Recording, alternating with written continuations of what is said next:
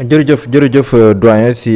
kañ noonu wala boog si encouragement yooyu am na njëriñ lool yow moom boo waxee ñun da lay déglu te da lay liir bu baax a baax ndax sa jaar-jaar moom autorisé na nga boo gisee ñu jàdd yoon sax nga tegaat na si yoon loolu c'est extrêmement important kon doyen laaj bu njëkk bi il faut ñu ñëwaat si téere bi muy otage d'un état d'une prison sénégalaise aux pyramides d'Égypte nga tuddee woon li nga fi jóge woon defe naa juróomi at gàddaay. kon gàddaay la boo xam ne nii mën a jàpp ko yow yaa ki njëkk exilé wu si nguuru président Macky Sall si koo xam ne nii amoon ngeen ay relation laaj bu njëkk bi mooy sa ñëwaat biir réew mi le retour d'exil nan nga ko dundee ak tam boo ñu mënee ñëwaatal si sa exil. waaw jërëjëf xam nga man communicateur la. et en tant que communicateur bi nga xamee ne dañ ma jàpp. Le 29 juillet 2019 parce que dama bindoon ci pétrole et gaz hydrocarbures Sénégal. moment boobu état du Sénégal dañoo bëggoon a def ce qu'ils appellent un roadshow tourné pour présenter hydrocarbures yi des Sénégal pour pouvoir jaay dernier bloc pétrogazier yi amoon ma ne loolu baaxul li tax ma bindoon ko parce que dañuy wax en matière d'hydrocarbures jàng naa hydrocarbures. def naa maîtrise en hydrocarbures à l'université à Genève jàng naa ko à Dundee jàng naa ko à Washington lijjanti naa si def naa si te fii ma toll nii sax je suis vice-président d'une multinationale américaine qui s'appelle Prismex nga xam ne ñoom bind nañ communiqué pour annoncer que je suis leur vice-président pour la croissance stratégique de leur société te j'ai des partenaires dans ce domaine-là peut-être que dañ si waxtaan dans de grands secteurs d'hydrocarbures avec des grandes multinationales et de grands acteurs donc ba nga xamee ne dama gis ñu ne dañoo bëgg a jaay bloc yi en 2019 dans un contexte boo xam ne Sénégal mi ngi woon ci débat bu rëy bi amoon ci Petro-Tim ni ñu ko defee woon avec l'enquête de la BBC bi amoon ma bind ne attention en matière d'hydrocarbures de ressources naturelles de cette nature su nekkee une situation de flou politique de tension politique la règle yi ñuy jàngale dans les grandes écoles ak dans les milieux pétrogaziers mooy nga bàyyi les ressources dans le sous-sol en attendant que ça se clarifie avant ñu jaay ko ba ma ko bindee sa suba ga tôt le matin à 6 heures ñu jël si ma waa DIC amuñu woon mandat légal pour jël si ma waxuñu ma ko woon j'étais pas quelqu'un boo xam ne damay daw parce que je crois que j'assume mes responsabilités ñu ñëw sonné sama kër xaw ma na leen jaar ba egsi sama appartement au 6e étage ma ubbi ñu ne ma waa DIC ñoo la jël si heureusement que avant ma génn fekk moo bind sur l'internet que ñëw nañ kat jël si ma je suis en bonne santé et j'ai averti mes avocats partagé la nouvelle loolu moo ma sauvé parce que su ma ko binduloon peut-être que moment boobu dañ may jël yóbbu ma directement comme ils l'ont fait ni ñu ko def ñeneen nit jël leen sànni leen si biir géej gi wala doo leen benn bal ñu dee heureusement nouvelle bi jaxasi seen plan ba ma egsee toog fa à 6 heures du matin à la DIC ba 10 heures et demie quand sama avocat j'ai eu de bons avocats l'un de Cheikh Khoureyssi Ba est venu après il y a eu Seydou Diagne il y a eu Ahmadou Ndiaye il y a eu Maître Abdoulaye Tine il y a une dame et son assistante monsieur Kerfalek Senghor un jeune Alioune Soumaré Souleymane ñoom ñëpp bii Maître Khoureyssi ñëwee moo njëkk a ñëw mu ne mais ñii indi nañ la fii nga toog fi depuis 6 heures ba léegi ça veut dire que amuñ luñ la collé ñu ngi seet luñ la collé bi ñu ko defee 11 heures inspecteur DIC bi woo ma ci bureau ma dugg ak Khoureyssi ñu toog avant ma commencer répondre questions yi le directeur le patron le commissaire de la DIC woo ma ci bureau bi ma duggee ci bureau mu xool ma xam naa nag dafa jaxasoo mu ne ma ah mais monsieur Gaye vous avez averti le monde entier ma reytaan waxuma dara wàccat répondre questions yi après comme xamuñ lu ñu may accuser ñu ne ma écrit sur les mauvaises mœurs écrit qui déstabilise day yàq réew day yëngal de nature à entraîner des troubles graves ak yooyu noonu mais bañ ko defee ñu gis ma taxaw bañ a bouger ñu sànni ma si benn cellule ma dem tëdd si suuf maa ngi fa fekk benn alkaati des renseignements mu naa ma waaye yow jarul ngay dugg si yooyu yëpp maa ngi koy xool maa ngi reetaan xam naa ne ñu ngi jéem pour encourager ma génn si li ma doon def ma nekk ferme première nuit bi ñu yóbbu ma commissariat du plateau maag ñaari sénégalais kenn ki sax ndeysaan yàlla na ko yareeram gaañu na c'était un diplômé d'économie keneen ki nekk un patron dans une entreprise au port. ñu tëdd si suuf man j'ai pas de problème talibé la dama màgg si milieu talibé muy Touba Kaolack yëpp tëdd si suuf ak naan ndox laa yemale tëdd si hôtel bi gën a mag ak tëdd si suuf laa yemale. bi ñu yeewoo ñu génne si commissaire bi am na ñu fa nekkoon si suuf ma ne dañu ñëw jël si ma ils vont voir ñoom ñu xam naa ñu fa nekkoon li jëndi seen i këyit ils se souviennent de cette scène là ma dem ñu yóbbuwaat ma si dikk ñu interroger ma après bi ñu ma interroger ñu ne ma demal delluwaat la nuit au commissariat le lendemain ñu yóbbu ma à la cave du tribunal bi ma juge ndem si yàlla Samba Sall doyen des juges d'instruction interrogé mu ne ma bon vous retournez retour d'arrêt comme de parquet retour de parquet waaw ñu ne ma demal au commissariat oui. à Thiong ma dem foofu nekk fa ngay xale yi nag wax dëgg yàlla am na si peut-être des criminels mais am na si ñoo xam ne xale yu am intelligence lañu xale yu mais ils sont humains et généreux ils m'ont traité presque comme leur papa ñu nekk ak man si guddi gi ba 9h jotee rek ñu ne ma monsieur Gaye le commissaire le juge veut vous voir xam nga juge bi ba ma fay jógee l'après-midi à 16h amuloon lu ma collé mais bi ma woowatee si guddi gi man heureusement ma woo sama avocat Khoureychi Ba jógee këram egsi bi ñu egsee ñu dugg si bureau juge bi ñëw ne mais monsieur Gaye voilà c'est offense au chef de l'État et écrit qui déstabilise l'État donc on applique la loi Khoureychi heureusement comme dafa leen xam mu ne du fi am du ngeen ko déférer heure bii ndekete ñoom seen plan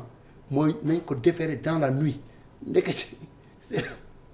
nga baal ma dama xaw a soññam. waaw am problème. bi nga xamee ne ñoom yóbbu nañ ma foofu heure boobu dañoon ku mel ni soo ko yóbboo mu dugg prison la nuit. toute sa volonté da nga koy xërëm fa lay yàqu. Khoureychi heureusement mu ne ñett du fi am ñu delloo ma nag commissariat le lendemain le 31 juillet nag dugg à Rebeuss à 19h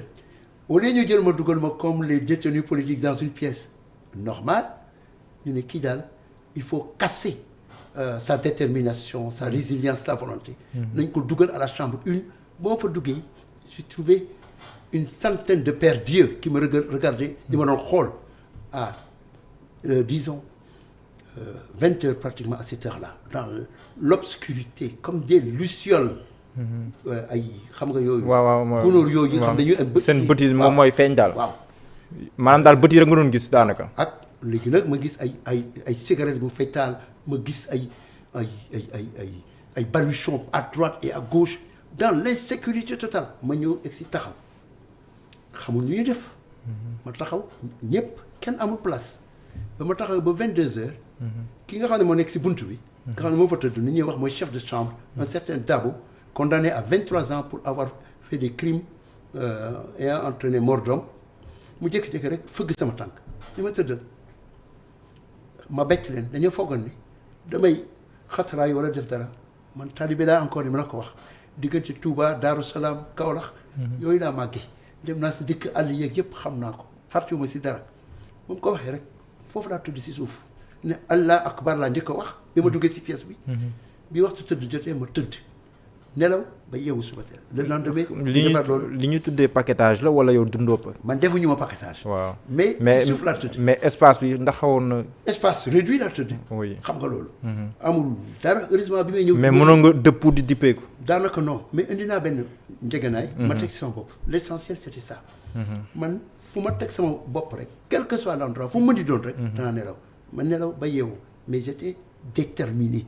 à faire face dama déterminé woon ne du ma bàyyi dara loolu nag dañoo ñëw ñoom ñi ma jàpp dañ ñëwoon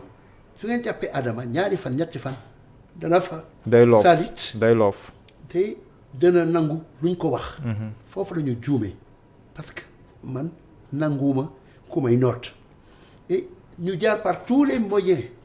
ñu may bokkal ndey ak baay samay xarit ay sëriñ ay kilifa yu mag ñoo leen seet si ma ñoom ñu yónnee seen i nit ay journalistes ku nekk jéem ma waxloo. pour maanaam nga retirer sa kàddu yi nga waxoon. ma retirer sama baat wala dara wala ma wax ni. nangu naa am clémence. waaw xam nga soo ko waxoon. ñu enregistré ko su génnee dañuy wax ne Adama nee na mi ngi baalu àq. waaw looy waxati ma ne loolu du fi am ñoo ko def ñoo ko sombi te lañ ko naan je suis déterminé am na ñoo xam ne ils ont gardé lañ li ma leen waxoon. mën nañu ko wax tey. le surlendemain garde bi xam naa dañoo xool ne li ñu def jaaduwul ñu ne ma demal tëdd si kaw jox ma benn petit matelas mu tëdd ak benn naar bu tudd Sidaat moo nekkoon sama voisin mais li ñu fàtte ba ma duggee bañ ma jël see sama kër à 5h45. ba may jaar ba may dugg dig bay romb si mbedd Ndakaar yi heure bi ba may dem Rëbës romb Rëbës dugg si biir kaso bi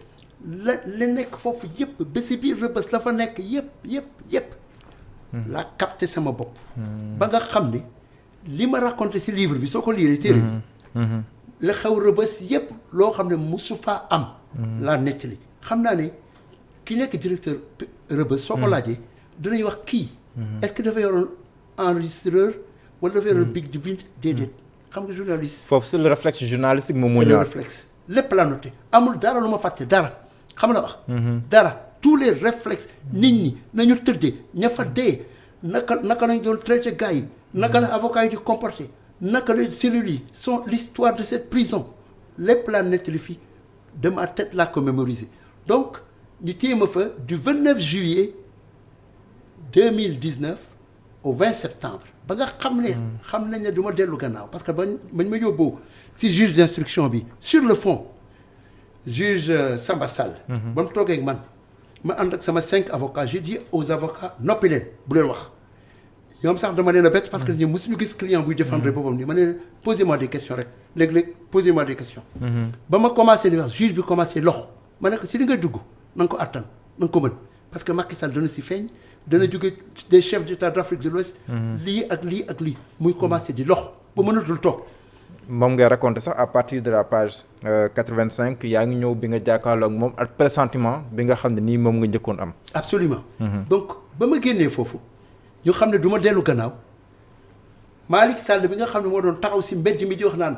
Adama Gaye man maa ko jàpp et j'assume ça Malick sama xarit ministre de la justice c'est mon ami de 35 ans moo nekkal sama témoin mariage en France oui xam nga loolu jaar nañ fu nekk sama kër da daan dal Londres suy ñëw ak man dama ko daan dimbale maa ko doon yóbbu si ay chef d'État di ko may xaalis xam nga loolu man maa ko njëkk a jox ay contrat di ko may ay millions de francs CFA marché xam nga loolu mu yaakaar ne pour être ministre loolu moo nekkoon yoon bi mu def loolu ma ne ko mais dafa juum ñoom dañoo juum parce que li ma bind am naa si droit Macky Sall xam naa ko bëgguma di ko waxaat mais il faut qu'on parle du futur mais il faut que le passé soit connu le passé est une lanterne qui n'éclaire que le chemin parcouru dit Confucius mais sans le passé on ne peut pas connaître l'avenir n'est-ce pas il faut parfois s'appuyer sur le passé il faut nga wéeru léegi rek ci passé Confucius dafa wax ne passé lampe boo xam ne ginnaaw rek lay wone waaye nag soo xamul passé doo xam fi nga jëm ëllëg Macky Sall dama wutal pétrole Sénégal mu sàcc ko amul weddi man maa ko wutal muy Abdoulaye Wade ak Karim Wade ñoom ñëpp man maa leen daan dimbale ñoom ñëpp loolu mooy dëgg gi Sénégal yi comme xamuñu ko nag évidemment ñi doon jug di bind ñu fay leen xaalis ñu leen saaga leen Adama ku nekk di wax lu nekk si man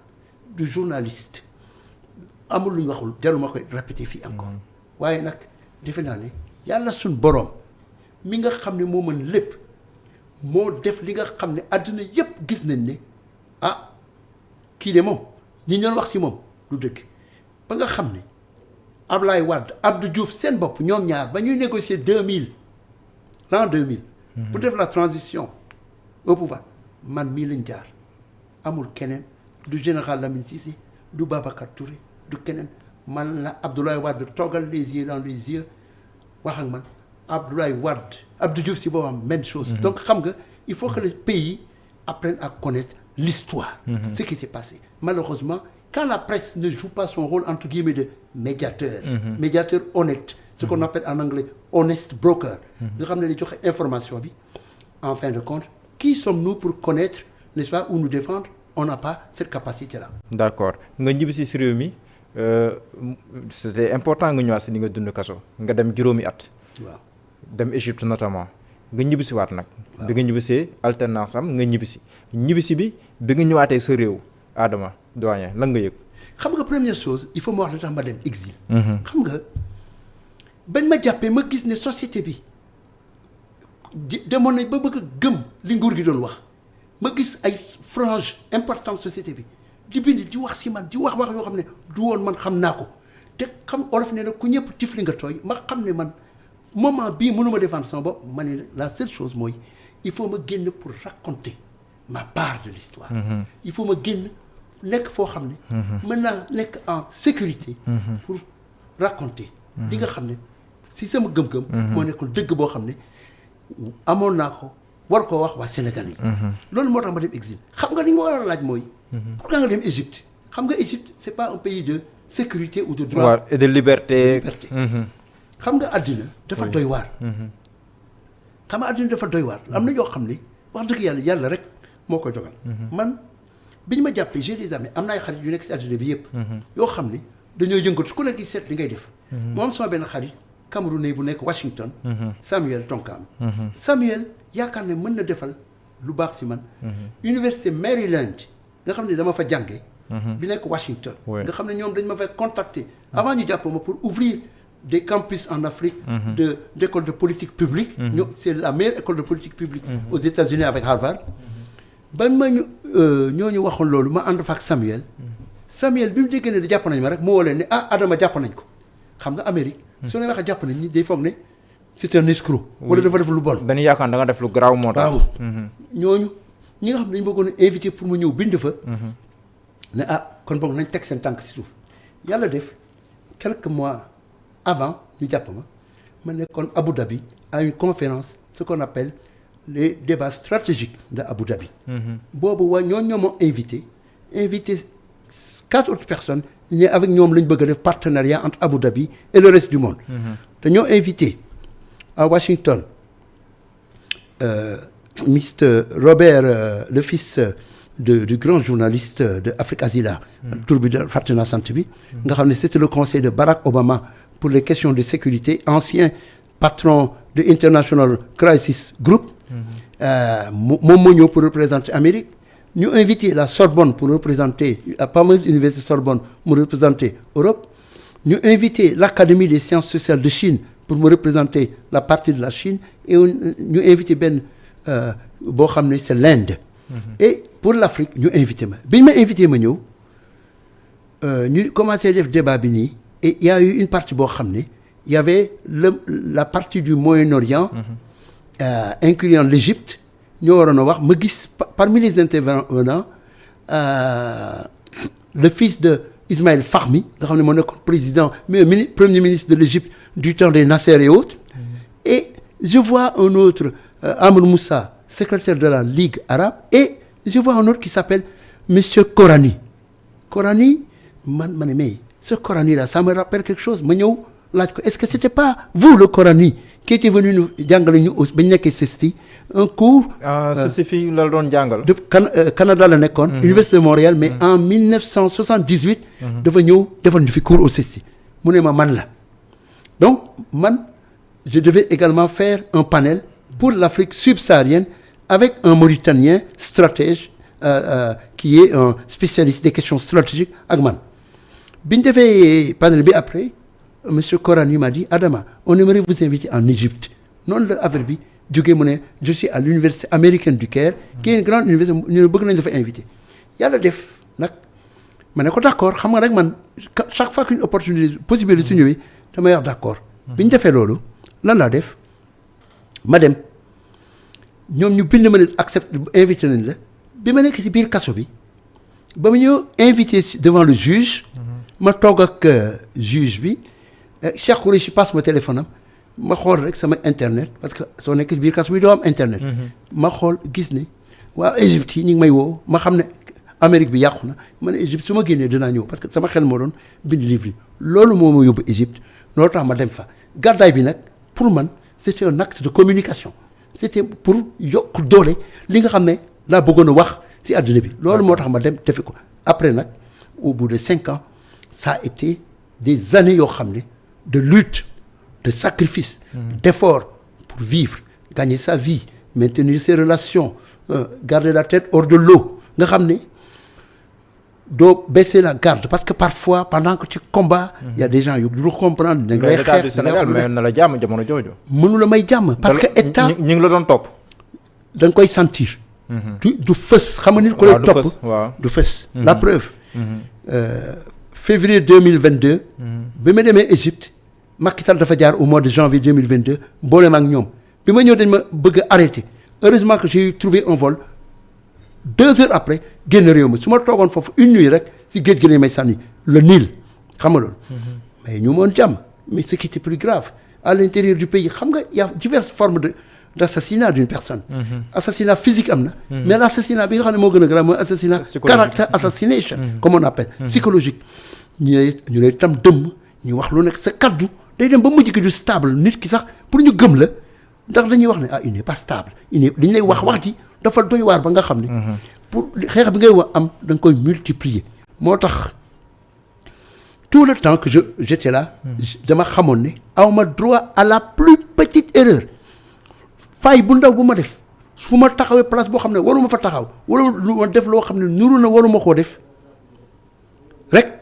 sama torox dafa lay jóge moo tax quelque part sa noon